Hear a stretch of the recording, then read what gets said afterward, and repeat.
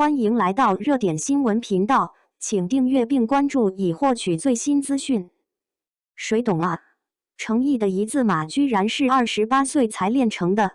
28岁才练成一字马这件事，如果放在行业里看，其实比励志更接近一种职业选择，不是天赋型路线，而是典型的后天补足型路径。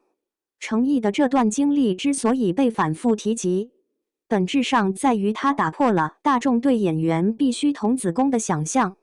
他并非从小接受系统一体训练的人，高三之前甚至没有明确走表演这条路。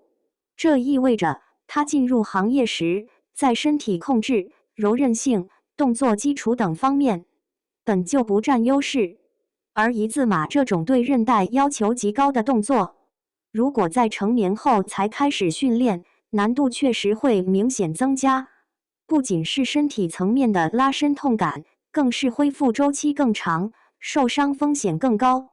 但关键点不在能不能练成，而在为什么要练。很多人提到可以用替身，其实没错，这在影视工业中是非常常见且合理的分工。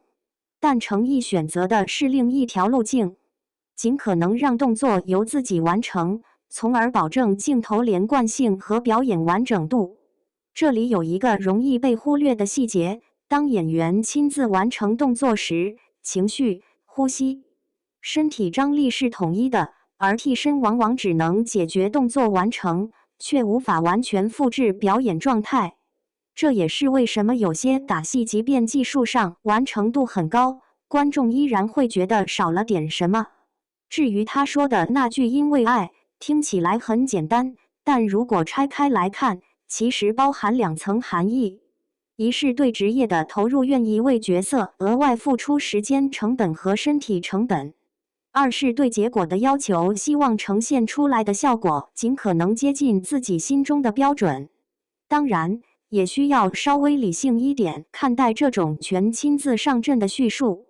影视拍摄本身是一个团队协作的过程，合理使用替身并不等于不敬业，反而有时是出于安全和效率的考量。因此，与其把这种选择绝对化，不如理解为一种个人工作方式。回到观众感受上，为什么很多人觉得他的角色更容易共情？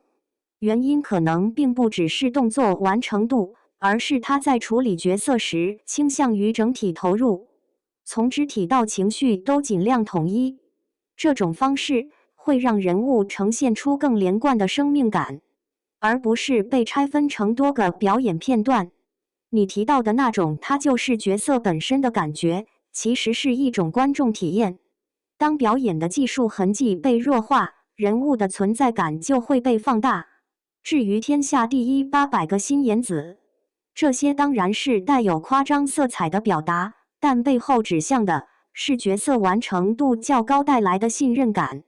至于那些看不到的训练过程，反复练动作、受伤、流汗，在行业里并不罕见，但能否转化为最终效果，取决于演员如何把这些努力转译成镜头语言。